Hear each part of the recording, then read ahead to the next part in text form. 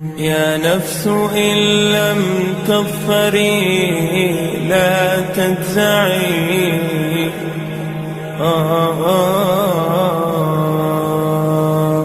ہمارے channel the voice of علماء حق کو سبسکرائب کریں اور نیو اپڈیٹس کے لیے گھنٹی کے بٹن کو ضرور دبائیں۔ بسم اللہ الرحمن الرحیم۔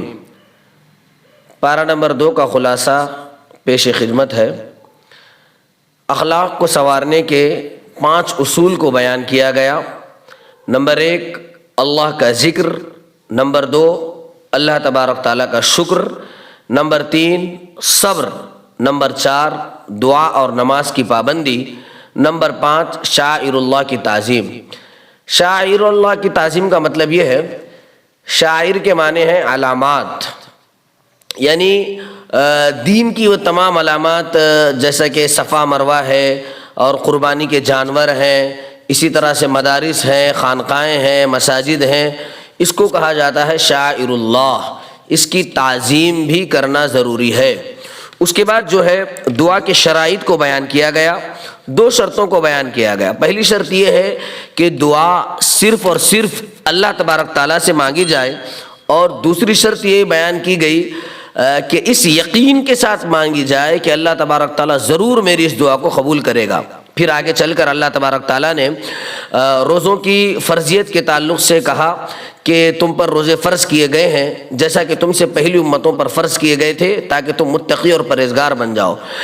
اور معذوروں کے احکامات کو بھی بیان کیا گیا کہ جو لوگ معذور ہیں اور یا سفر میں ہیں یا بڑھاپے کو پہنچ چکے ہیں یا بیماری میں مبتلا ہیں تو وہ روزے نہ رکھیں، اور جو ہے روزے کے بدلے جو ہے ایک فدیہ دے دیں۔ لیکن ذہن میں رکھنا چاہیے کہ وہ لوگ ایسے بیمار ہیں یا ایسے مرض میں مبتلا ہیں کہ دوبارہ کبھی صحت لوٹ کر آنے کی امید اور ہوپ اور توقع نہ ہو، اس کے لیے یہ حکم ہے ایک روزے کے بدلے میں ایک فدیہ دے گا۔ اب ایک فدیہ کتنا دے گا؟ تو صدقۃ الفطر کے مقدار، صدقۃ الفطر کے برابر وہ فدیہ دے۔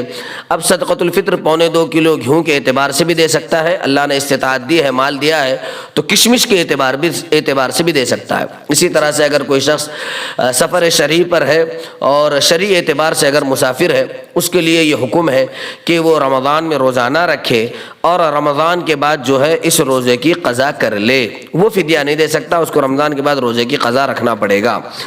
اس کے بعد جو ہے معاشرتی زندگی کے اہم اصول کو بھی بیان کیا گیا۔ اسی طرح سے طلاق اور عدت کے مسائل کو بیان کیا گیا۔ یہاں پر میں مختصراً یہ چیز پڑھ دے رہا ہوں، طلاق اور عدت کے مسائل، لیکن یہ تجربے سے تعلق رکھتی ہیں۔ اسی طرح سے ہم مشاہدین اور ہمارے ناظرین کو یہ مشورہ دیں گے کہ اپنے مقامی علماء سے ان مسائل کو ضرور سیکھنا چاہیے۔ صغیرہ جو ابھی بالغ نہ ہوئی ہو، جو عمر کے اعتبار سے بالغ ہو مگر اب تک حیض نہ آیا ہو، بڑھاپے کی وجہ سے حیض آنا بند ہو گیا ہو، ان تینوں کا حکم یہ ہے اگر ان میں سے کسی کو طلاق ہوئی تو ان کی عدت 3 ماہ ہوگی۔ اسی طرح سے اگر حاملہ عورت کو طلاق ہو جائے یا اس کا شوہر مر جائے تو اس کی عدت وضع حمل ہے، لیکن اگر حاملہ نہ ہو اور شوہر مر جائے تو عدت 4 ماہ اور 10 دن ہے، اور اگر عورت کو خلوت صحیحہ سے پہلے طلاق مل جائے تو اس کی عدت نہیں ہے۔ لہٰذا مقامی علماء سے ضرور ہمیں طلاق، نکاح اور خلا کے مسائل سیکھنا چاہیے۔ مجھے منتخب کی وہ حدیث غالباً فضائل اعمال میں یا منتخب میں وہ حدیث ہے جو مجھے یاد آ رہی ہے۔ اللہ کے رسول صلی اللہ علیہ وسلم نے فرمایا کہ دین کے مسائل کا سیکھنا اگرچہ کہ وہ اس وقت کا عمل نہ ہو، مثال کے طور پر تیمم کے مسائل ہیں یا دیگر مسائل ہیں، یہ سیکھنا، ایک مسئلہ سیکھنا یا ایک باب سیکھنا 100 رکعت نفل پڑھنے سے زیادہ افضل ہے۔ السلام علیکم ورحمۃ اللہ وبرکاتہ۔